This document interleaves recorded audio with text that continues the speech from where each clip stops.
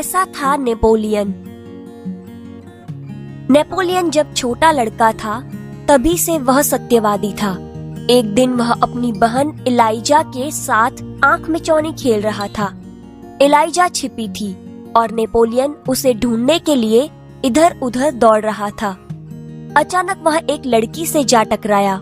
लड़की अमरूद बेचने के लिए ले जा रही थी। नेपोलियन के टकराने से उसकी टोकरी नीचे गिर पड़ी।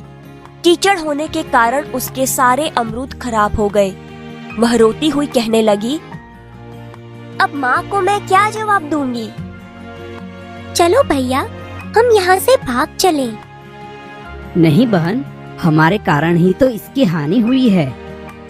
यह कहकर नेपोलियन ने जेब में रखे 3 छोटे सिक्के उस लड़की को देकर कहा, बहन, मेरे पास ये 3 ही सिक्के हैं, तुम इन्हें ले लो। इन 3 सिक्कों से क्या होगा? मेरी माँ मुझे बहुत मारेगी। अच्छा, तो तुम हमारे साथ घर चलो, हम तुम्हें अपनी माँ से और पैसे दिलवा देंगे। भैया, इसे घर ले चलोगे तो माँ नाराज होगी।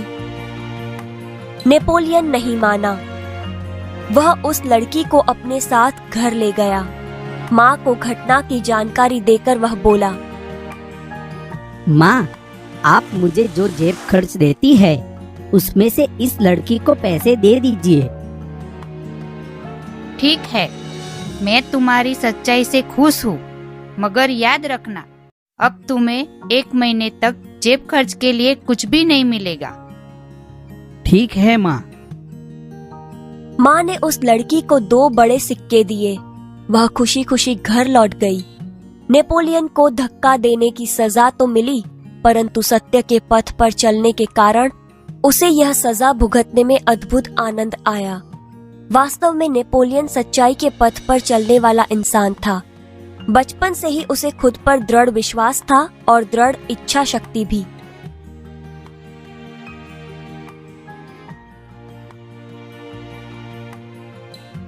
सच्चा दान।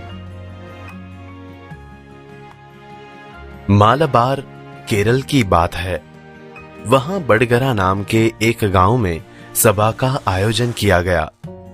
गांधी जी ने अपने भाषण में सभा में उपस्थित सभी बहनों से जेवरों की भीख मांगी।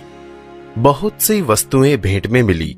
अपना भाषण समाप्त करके गांधी जी उनको नीलाम करने लगे। उसी समय कौमुदी नाम की 16 वर्ष की एक कन्या धीरे से मंच पर चढ़ाई।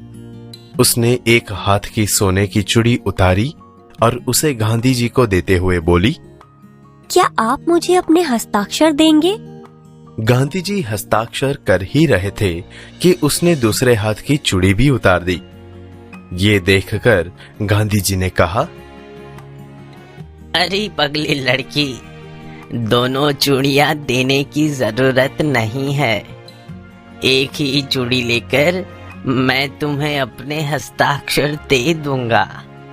इसके उत्तर में कौमुदी ने अपने गले का स्वर्ण हार उतार लिया। गांधी जी ने पूछा, तुमने अपने माता पिता से आज्ञा ले ली है ना? बिना कोई उत्तर दिए उसने कानों में से रत्न जड़ित बूंदे भी निकाल लिए। आभूषणों को देने के लिए अपने माता पिता से आज्ञा ले ली है ना? कौमुदी कुछ उत्तर देती इससे पहले ही किसी ने कहा, इसके पिता तो यही है ना?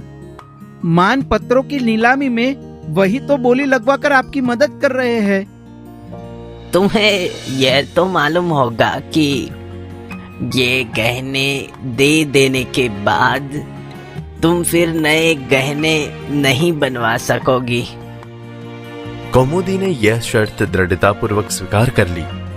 गांधी जी ने हस्ताक्षर करने के बाद यह वाक्य लिख दिया, तुम्हारे इन आभूषणों की अपेक्षा तुम्हारा त्याग ही सच्चा आभूषण है। सच है, देश प्रेम से बढ़कर कुछ नहीं।